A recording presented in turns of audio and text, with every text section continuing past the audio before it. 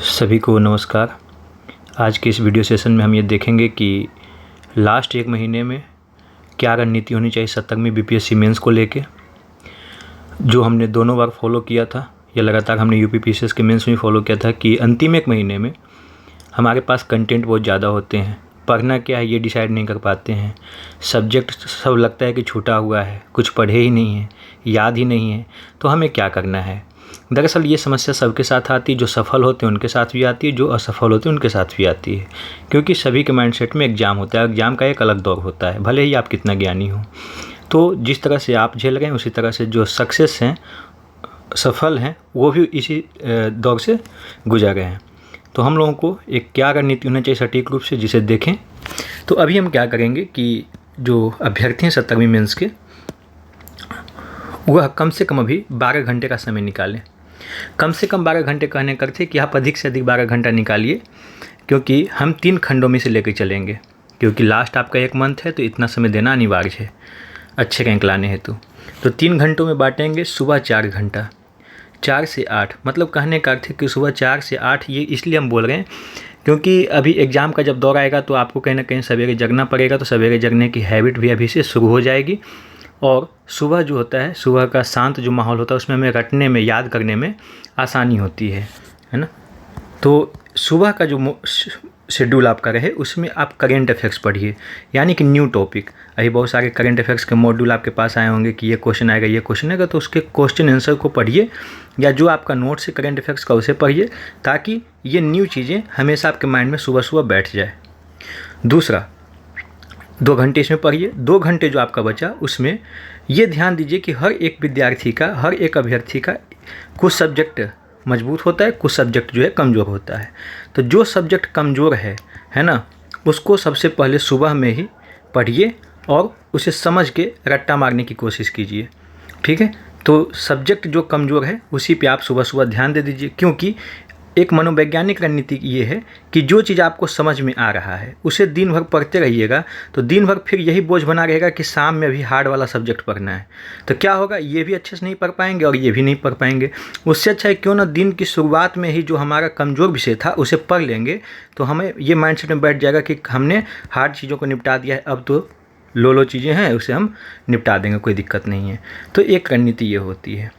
Second अंतराल में जब आप काम करेंगे 10 से 2, बीच में फिर 2 घंटे का गैप लीजिए आराम से, है ना, कोई दिक्कत नहीं है। जो पढ़ना है पढ़िए, नहीं पढ़ना है नहीं पढ़िए।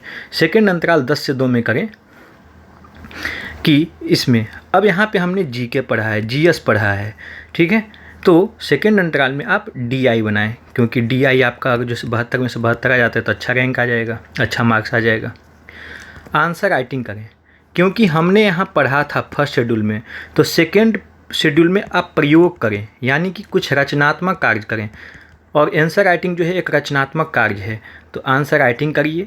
और अगर जो टेस्ट लगा रहे हैं तो उसका मॉडल आंसर पढ़िए, या रात को ही आपने टेस्ट लगाया कहीं कोचिंग इंस्टीट्यूट में या कहीं भी चैनल पे, तो आप उसका मॉडल आंसर जो पढ़ना हो, डीआई बनाना हो, आंसर राइटिंग करना हो नई तरीके से, तब आप सेकेंड अंतराल में कीजिए।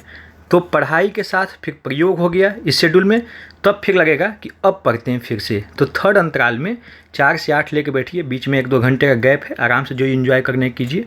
4 से 8 में फिर क्या पढ़ना है ये ध्यान देने की ज़रूरत है। अभी आप 1 सप्ताह जो है, अभी आपके पास 4 सप्ताह हैं, 4 सप्ताह में 2-2 सप्ताह जो है 2 शेड्यूल बनाना है।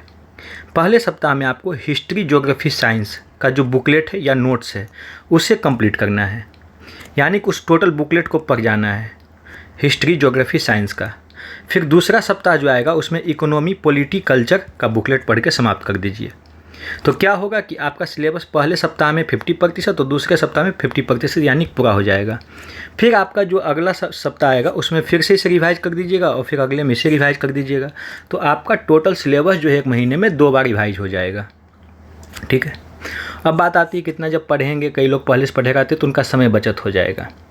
अब क्या करना है, कोई न्यू सोर्स अब नहीं पढ़ना है। जितना पढ़ा है आपने वही महत्वपूर्ण है। अब जितना पढ़ा है उसे ही माइंड में बना के रखना ही महत्वपूर्ण है, ठीक है। कोई भी क्वेश्चन डायरेक्ट नहीं आता है। पीवाईक्यू जो होते हैं वो सिलेबस के ही पार्ट होते हैं, तो पीवाईक्यू तो वो पूछेगा ही, क्योंकि सिलेबस का वो पार्ट है।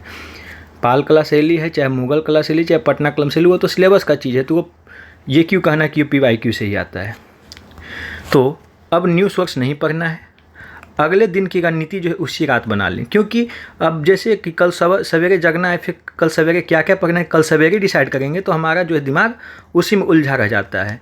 तो आज कल सोने के लिए जो आज रात ही हम रणनीति बना लें कि कल क्या क्या पढ़ना है, तो उससे दिमाग में चीज़ें स्पष्ट हो जाती है।